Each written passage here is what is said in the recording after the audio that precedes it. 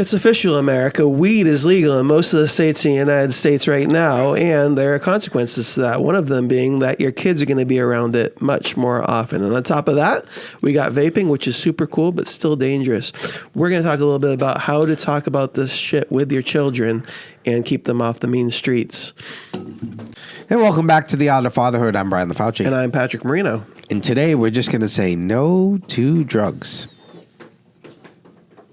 No, we're not going to say no to drugs. Drugs are great. Everything in moderation. Everything in moderation. The peanut gallery back there offering their thoughts. I think that the importance of this conversation really comes, I think, in the face of the fact that marijuana is legal. We actually had a previous conversation about like which one would you prefer your kids do, marijuana or booze? I know we came down in a certain area. I'm not sure that was right or wrong, but the fact that it's more prevalent brings up more challenges, right? And I think that it's important for us to figure out how to deal with some of those. It definitely brings up more challenges, and I think it's challenging for us as parents because we learn through experience, but we did not experience this at all. We grew up in a very different time. You were getting, now, you know, when we were growing up, you were getting arrested if you had a little bit of weed on you. Yeah. And now we have... Think about all that time we spent in jail. A lot of... For the record, I have not been brought to charges for any drug-related crimes. I had a cop plant a joint on me. Really? I swear. It's freaking. That happened in Footloose. True story. It happened in Footloose. True story. And the only reason... Joint. Now, justfully so he did. But the only reason I know he did is because, to his detriment, I had just cleaned my car. And I was vacuuming it and everything. And there was an umbrella. I'm going to tell the quick story because this is a great story. And then we'll get into the discussion. Did you look at my face and think, oh, this story's going to be long? It's going to be short, but it's a great story. There was umbrella tucked between the passenger seat and the lip. Like when you open the door, that little metal lip there. I don't know what you call that thing, but right there. So as I was cleaning the car, 5 minutes before I got pulled over, I picked the umbrella up, vacuumed everything under it, put the umbrella back. I could not be more sure that the car was clean, but that area specifically, just by chance, that if there hadn't been an umbrella there, there's a chance maybe he would have been right? That maybe there was a little joint there. Maybe. This is a long time ago, galaxy far, far away. Long story short, get pulled over, blah, blah, blah. The cop pulls me over and does something really weird, which was he went over to the passenger door and opened it. Now, I've never had a cop pull me over. I was about 19 years old at the time. Opens the passenger door and kneels down right in the area where I'm talking about. He then shuts the door and goes back. At the time, I was a lifeguard, and he calls another cop over, assuming he's going to probably show the other cop what he just put there and say it was mine and get the other cop to collaborate on the arrest. That's what, now looking back in retrospect. The cop that I know goes over, looks, and knows me because he used to patrol the beach I was a lifeguard at. And he then goes above the roof where I can't see him, and the cop who originally pulled me over was on the other side, and they go above the roof. The other cop gets back in his car and leaves. The original cop that pulled me over leaves. He starts to talk to me. He's now on the other side where the original cop was. He reaches down, he pulls up this little roach right where I just vacuumed, and he said, listen, you need to be more careful, and he throws it out, and he goes, have a good day, and he leaves. Now, my heart is like... Yeah. Because until he pulled that up, I had no idea that what was about to happen.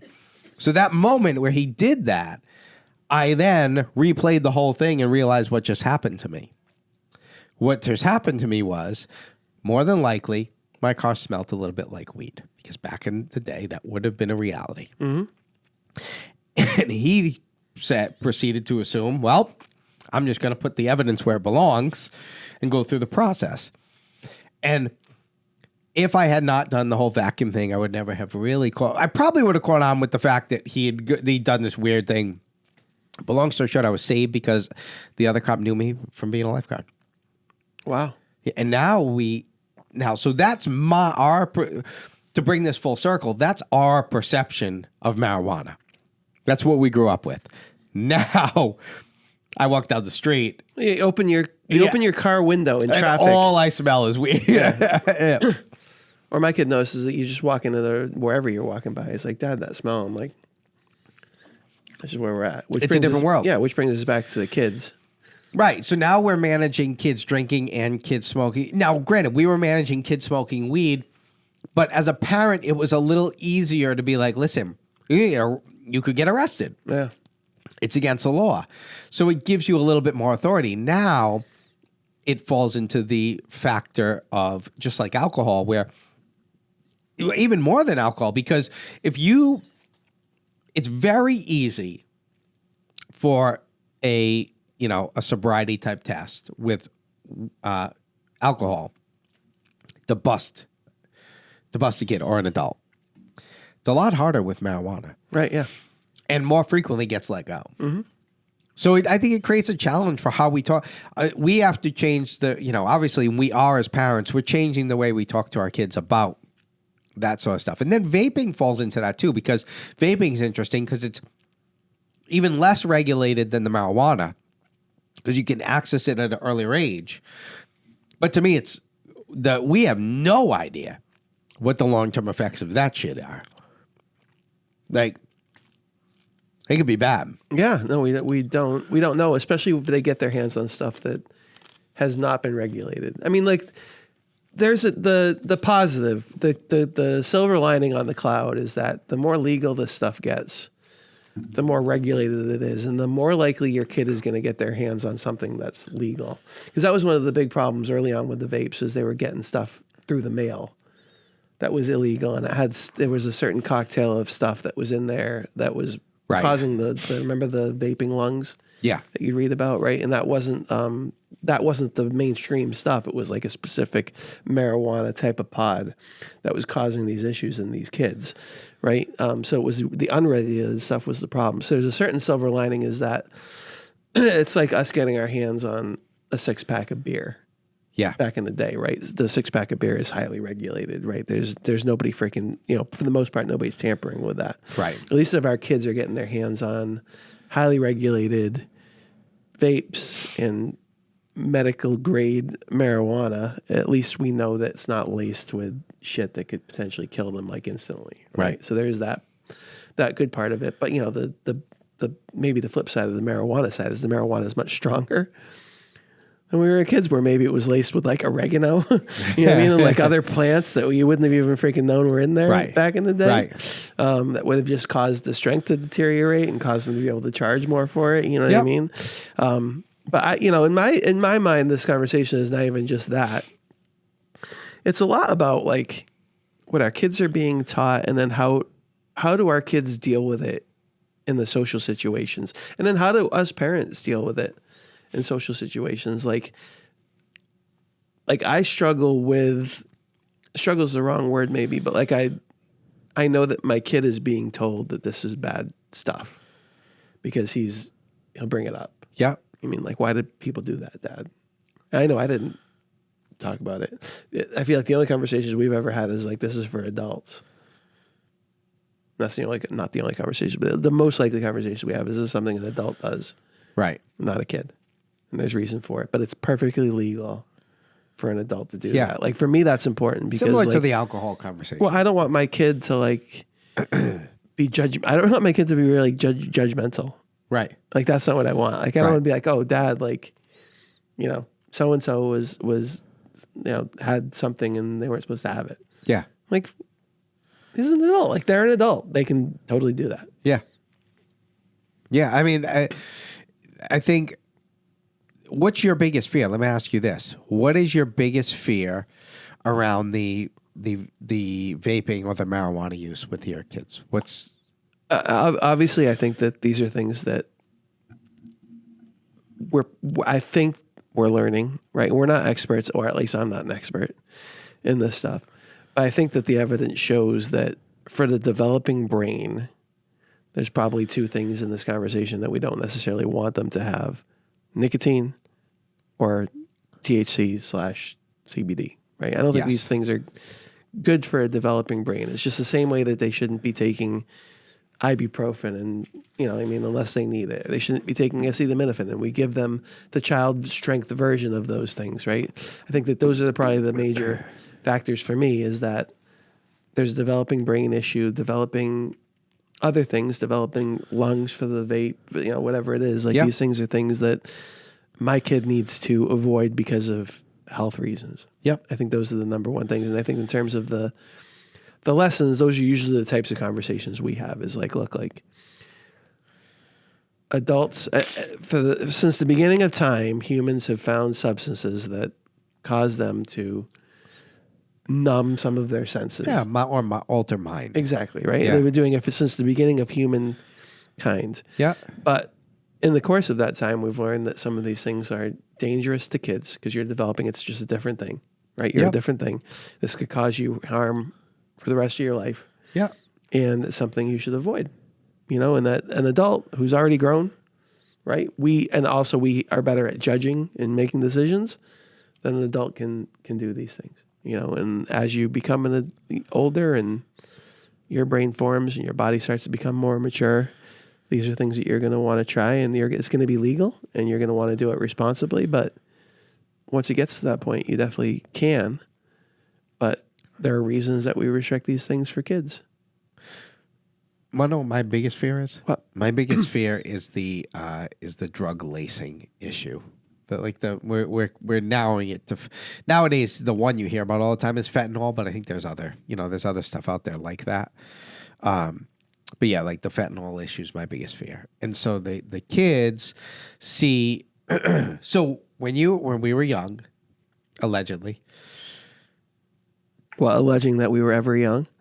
Allegedly we were young. Where did you get alcohol from? I mean, you got it from either your parents or you got it from a friend who got it from an older person. Or an older, I didn't have older siblings, but you'd get it from older people. Right. Old people. Well, older. I mean, like these were usually. You get alcohol from old people. Yeah, exactly. Yeah. The older you got, it was, the kids weren't even really that far away from age. But Miller Lite was illegal. Miller Lite was Miller Lite. Yeah. Bourbon was bourbon. Vodka was vodka, right? Yeah. It's like it wasn't like no, you wouldn't go to like the local prohibition store and get your moonshine from the basement because you couldn't buy it legally. You got Miller Lite. Yeah, so it goes back to the point where I was saying highly regulated. Yeah, when kids can't go into the dispensary to get marijuana, they still have the ability to go and buy it in the non-regulated, which is where we're seeing the lacing issues happen. So that's my biggest fear. Conspiracy theory, the organizations, the big organizations that have these big, that are making money hand over fist on legal marijuana sales are lacing the stuff that's on the street. Conspiracy theory. That's a freaking deep dive. Yeah. Different conversation, different time. So anyways, but that's my biggest fear is that. It's like that's so from a parenting standpoint, like my take on these kind of conversations are when we say stuff to our kids, it automatically goes in the bucket of they're not stupid. So they're going to bucket it as, dad's just telling me this, like the worst case scenario. Every situation they hear about pulls credibility from our argument. Okay. So as a father, if I say to you, my child, my child. I've outgrown you, Dad. My child. I'm finally taller than you. If I say to you, listen. Someday you're going to lose your hair. Yes. This is how you deal with it. You better hope you have a well-rounded head like I do. Man, I hope you look like The Rock like I do. So...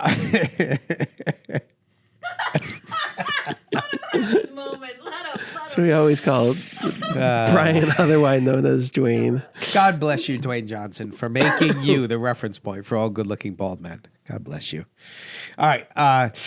So, anyways, my point is that I tell them, hey, listen, you got to be careful. Now, my wife works for the Department of Corrections, so she sees this shit all the time, right? So she's and she hears these stories all the time about people overdose, dying, blah blah.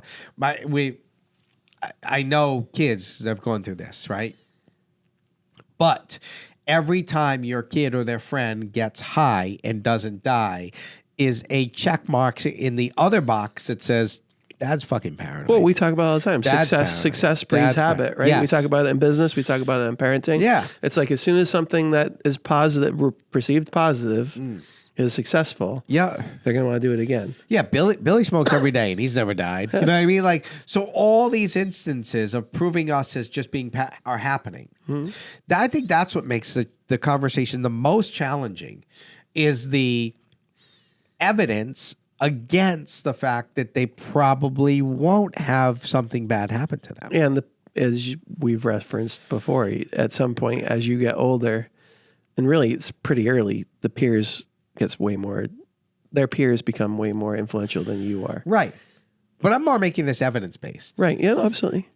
But I mean, it speaks to your point that you could have all the evidence in the world. If their peers are freaking getting away with it, it doesn't. We're not in the position to counteract that all the time.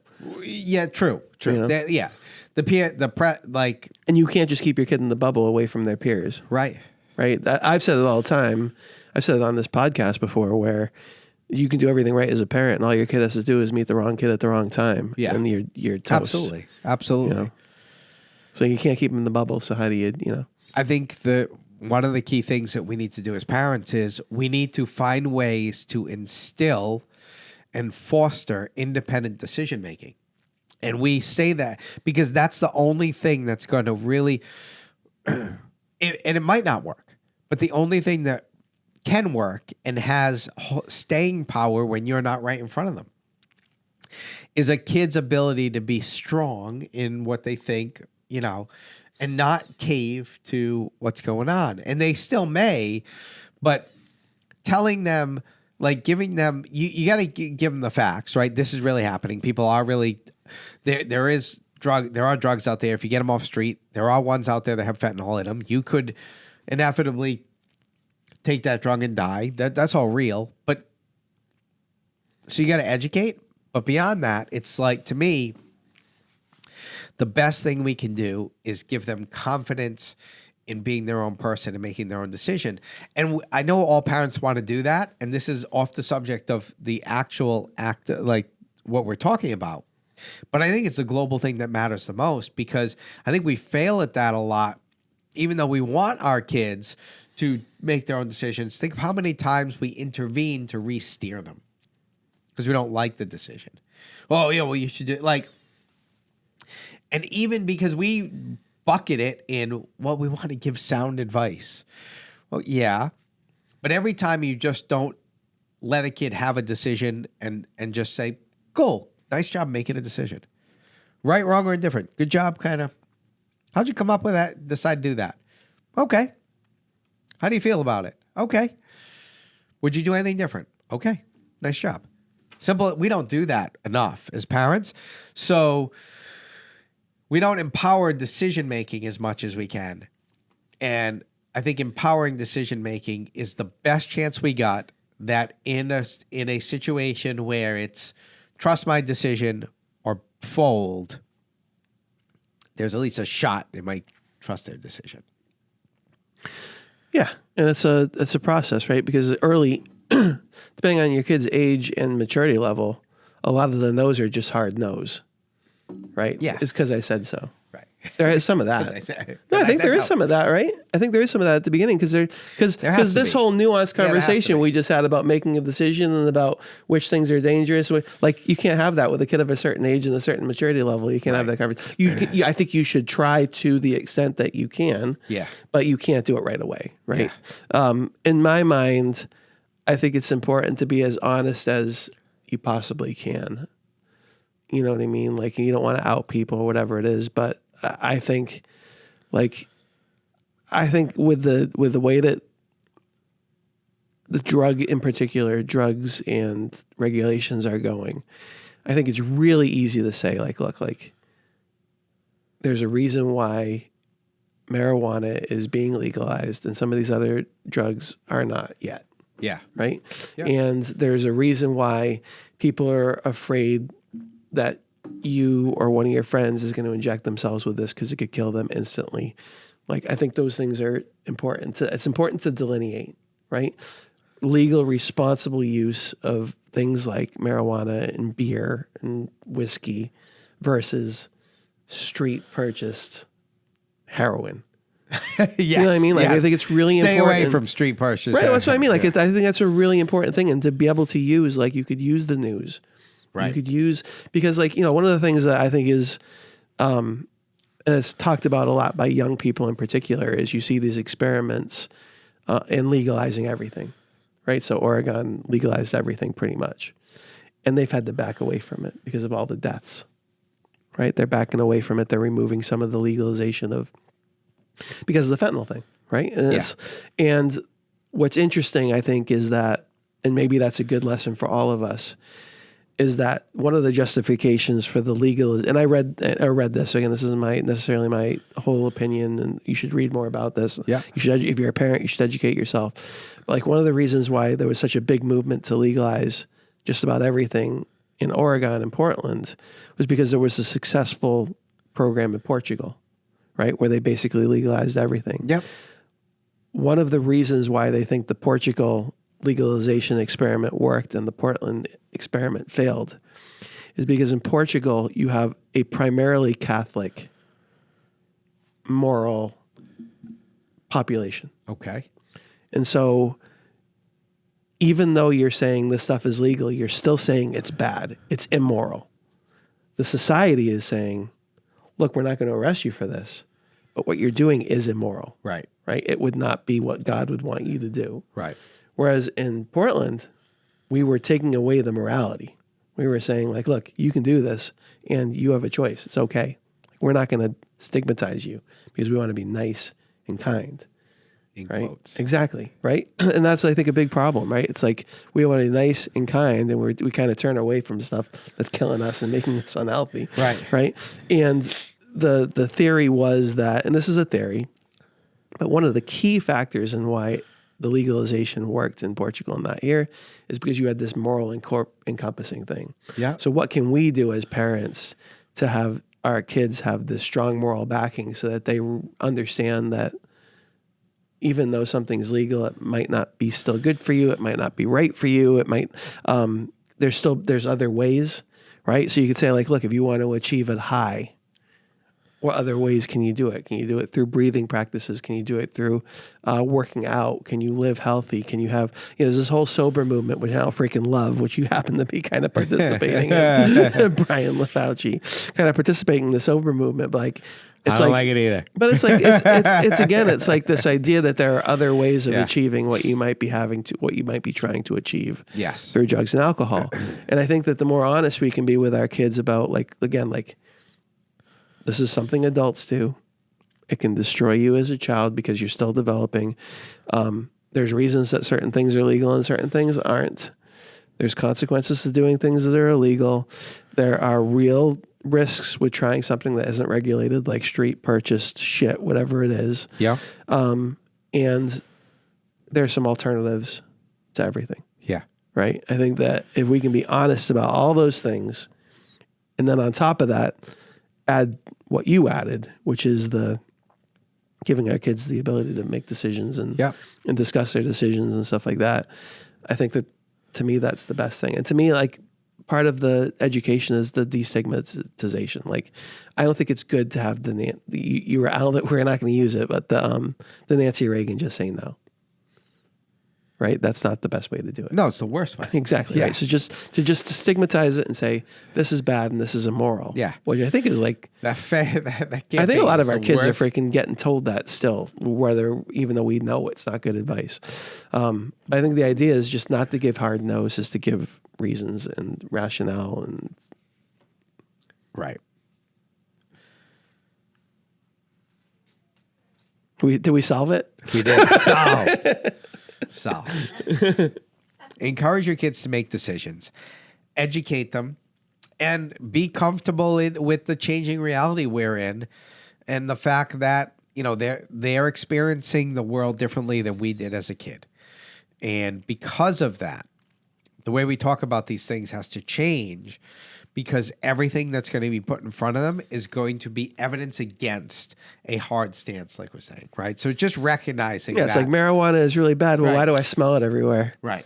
It's freaking Yeah. everywhere. Why at the Yeah. party is everybody high And none of them died. and drinking? No, so Again, like we wouldn't have the same conversations about drinking. Like you wouldn't have had to have this conversation with your kid about wine because they were surrounded by it. Right. Like we were surrounded by wine. Every Yeah. party, everybody's drinking wine. It's Really? like I never had to have the conversation like that this was like a bad thing. It was something I wasn't allowed to do. Yeah. Like the marijuana thing is like I feel like we're still kind of in this medium. Yeah, we're playing in a Yeah. rough space because And it's not legal everywhere. Too. Right. There are places it's still legal, so like that's going to change inevitably. That's not going to stay that way, but yeah, it just creates a little more difficulty for us.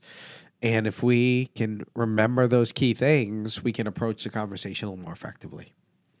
And be intentional, right? Yeah. Which is always our number one takeaway is actually have conversations and think it through. And I think it's important for a parent to stay educated as much as possible, follow the trends. You know what I mean? Like, so important. Don't let your kid just die because you weren't paying attention. I think that's important too. Like, just talk about something that's really dangerous. Like, have the conversation. Yeah. More than just what they see on the news. Like, Yes, exactly. ready to go smoke a joint? Yeah, let's freaking get. Let's do it. Let's get freaking Let's get in the blunt zone. baked. In the get in the blunt blunt zone where zone. you usually. Do people say baked anymore? They should. I'm Brian LaFauci. Patrick Marino. Until next time. Thank you.